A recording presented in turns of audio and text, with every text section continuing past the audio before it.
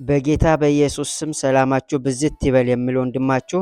እስቲ ወደ ዛሬው ትምህርት ከመግባታችን በፊት ይሄ ኡስታዝ በገነት ስለሚሆነው ነገር የሚለውን እንስማ። ያ ረቢ አላህ ወላህ ዱንያ ላይ አይኗ የሚያምር ሴት እንዴት ያስደሳል። የጀነቷ ደግሞ ዱንያ ላይ አይኗ ታይቶ አይታወቅም። በዛ አይን ባሏን ጨፈን አድርጋ ገልጣ ስታየው ሱብሃንአላህ ዱንያ ላይ የተራበው ትዝ አይለው፣ የተቸገረው፣ የተጠማው፣ የታረዘው፣ ያለቀሰው ወላሂ ትዝ አይለው። እንደነዚህ ያሉ ሴቶች ለጀነት ሰዎች ነው የተዘጋጁላቸው። ማን ይሆን የሚድራቸው? ራሱ አላህ ነው። አላህ ምን አለ? ወዘወጅናሁም ቢሑሪን ዒን ከሁረል ዒን ጋር የጀነትን ሰዎች እናጠናዳቸዋለን ይላል አላህ። ኡስታዙ ለመናገር እንደሞከረው ያውም በብዙ ተመስጦና በብዙ ጉጉት ውስጥ ሆኖ ነው እየተናገረ ያለውና ይሄም ምንድነው የሚለው በገነት ጡታቸው ጉች ጉች ያለ ወይም የማይወርድ የማይሟሟ የማይሟሽሽ በዚህ ዘመን እንዳሉ ሴቶች የማይሆን ጡት ሁሌም ቀጥ እንዳለ ወይም ደግሞ ሁሌም እንደጠነከረ ልበል ብቻ ቃሉን ለመጠቀም ባይመጥንም እንደዛ አይነት ጡቶች እንደሚሆኑ ፊታቸው ሌላው ሁሉም ነገር እንደማይል ይሄንን ምኞት በብዙ ጉጉት ውስጥ ሆኖ ነበር እየተናገረ ያለና ይሄ ኡስታዝ እንዲጓጓ ያደረገው ነገር ምንድነው ብዬ ሲመለከት የተለያዩ ሐዲሳት ብዙ ይናገራሉና እውነትም ኡስታዙ ሊጓጓ ይገባዋል ወደሚለው ነው የደረሰው። አልተመድ ምንድነው ያለው በ2459 ላይ he will be given the strength of 100 men ነው የሚለው የመቶ ሰዎችን ጉልበት እንደሚያገኝ እንደሚሰጠው ወይም እንደተሰጠው ነው የሚናገረውና አቡ ሁረይራ እንደተረከው ደግሞ ምንድነው የሚለው he will be given the strength of 100 men ያው የመቶ ሰዎችን ጉልበት እንዳለውና መቶ ቨርጂን ሴቶችን በአንድ ማለዳ ወይም በአንድ ቀን እንደሚገናኛቸው ነው የሚለው። እንዲሁም የመቶ ሰዎች የመብላት ፍላጎት፣ የመጠጣት ፍላጎት፣ ወሲብ የማድረግ ፍላጎት እንዲሁም ሌሎችን የመፈለግና የመመኘት አቅም እንዲኖረው ያደርገዋል። እንግዲህ እስልምናው ገነት ብሎ የሚጠራው ገነት በዚህ ምድር ላይ እየተመኙ ያጡትን ምኞት እንደሚያገኙና ያውም ሴክስ ኦሪየንትድ የሆነ ወሲብ ተኮር የሆነ ገነት እንደሆነ በትኩረት ነው የሚያስተምረው። አስቡ አላህ በገነት ውስጥ በየቀኑ አንድ ሰው የመቶ ሰዎችን ድንግልና እየወሰደ ካለ አስቡ በምድር ላይ ያሉ የወንዶች ቁጥር ብዛት። እነኛ ሁሉ በየቀኑ መቶ ሴቶችን በገነት ሲገናኙ አንደኛ ገነት የጩኸት ቀጠና ነው የሚሆነው። ሁለተኛ አላህ ድንግልናን እየመለሰ በየደቂቃው የሚወሰደውን ድንግልና እየመለሰ በቃ በስራ ተጠምዶ ነው የሚቀመጠው። የሙስሊሞች አለ በዚህ አገላለጽ አሁን ፍሪ ነው ነፃ ነው ማለት ነው። ወደ ገነት ከትንሳኤ በኋላ ወደ ገነት የሚገቡ ሙስሊሞች ለአላህ ሌላ ስራ ይሰጡታል። ይሄም ምንድነው? አንድ ሰው የመቶ ሰዎችን ክብረ ንጽህና በአንድ ቀን ውስጥ ስለሚወስድ እነኛ መቶ ሴቶች ደግሞ ክብረ ንጽህናቸው እንዲመለስ ለአላህ ስራ ፈጠረ ማለት ነው። አላህ ክብረ ንጽህናን እየመለሰ ቢዚ ይሆናል።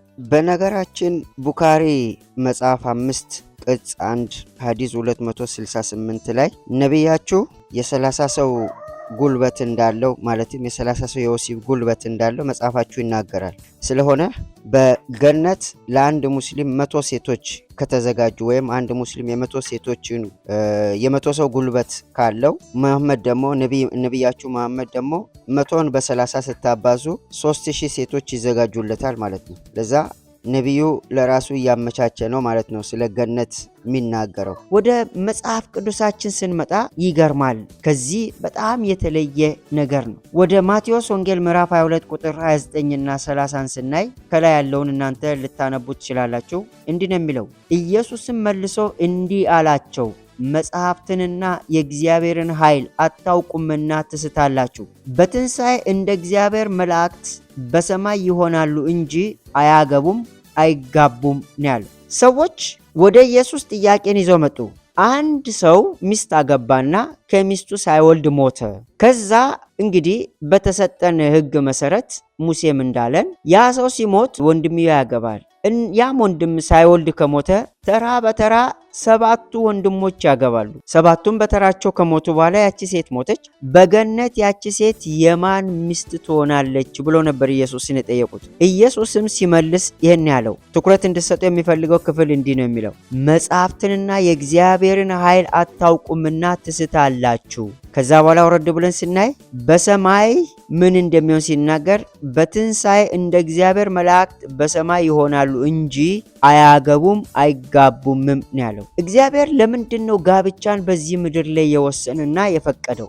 ምክንያቱም የመጀመሪያ ዘፍጥረት ምዕራፍ 1 ላይ እግዚአብሔር የሰውን ልጅ ሲፈጥር ብዙ ተባዙ ምድርንም ሙሏት ግዟትም ብሎ ሲባርክ፣ ምዕራፍ 2 ላይም ይጠብቃትና ያበጃት ዘንድ በኤደን ገነት አኖረው ሲል እግዚአብሔር የፈጠረውን የሰውን ልጅ ስልጣንን አስቀምጦ የገዥነትን፣ የማስተዳደር፣ የመምራት፣ የመቆጣጠር፣ የመንከባከብን ኃላፊነት ሰጥቶት በኤደን ገነት ሲያኖር እሱን የሚመስሉ ለምን እግዚአብሔር የሰውን ልጅ በመልኩ ነው የፈጠረ።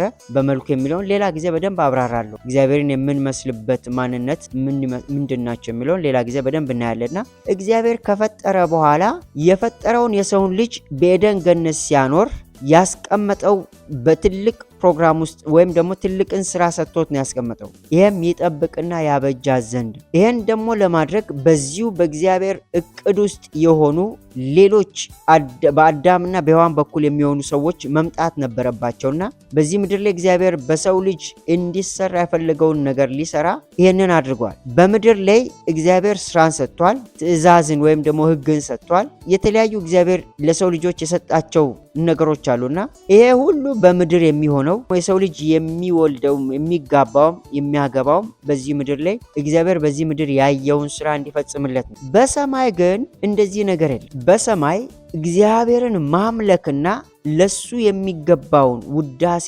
አምልኮን፣ አክብሮትን መስጠት ነው። ራእይ ላይም እንደምናየው እልፍ አላፍ መላእክትና የአራቱ ሽማግሌዎች ጋር ሆኖ ለእግዚአብሔር የሚገባውን አምልኮ የምንሰጥበት እንጂ የምናገባ የምንጋባ ልጅ የምንወልድበት የምንሰራበት ምናምን አይደለም። በሰማይ ይሄ የለም። በሰማይ አምልኮ ብቻ ነው። ድካም የማይነካካውን ልብስ እንለብሳለን። ምኞት የማያስቸግረውን አዳም ውድቀት ውስጥ የገባው ምኞት የሚፈታተነውን አካል ስለለበሰ ነው። ያን የማያደርግ ማንነት ውስጥ ነው የምንሆነው። ስለሆነም ሙስሊሞች እኔም የሚላችሁ ይህን ነው። መጽሐፍትንና የእግዚአብሔርን ኃይል ስለማታውቁ እየሳታችሁ፣ ስለሆነም ከዚህ ስህተታችሁ ልትመለሱ እግዚአብሔር አንድ መንገድን አዘጋጅቶ እሱም በክርስቶስ ኢየሱስ የሆነ መንገድ ነው። ኢየሱስ ክርስቶስን እንደ ግል አዳኛችሁ አድርጋችሁ ስትቀበሉ እግዚአብሔር አምላክ በመንፈስ ቅዱስ አማካይነት ከስህተት መንገድ እንድትመለሱና ወደ እውነተኛው መንገድ በመግባት እውነተኛውን አምላክ በትክክለኛው መንገድ እንድታመልኩ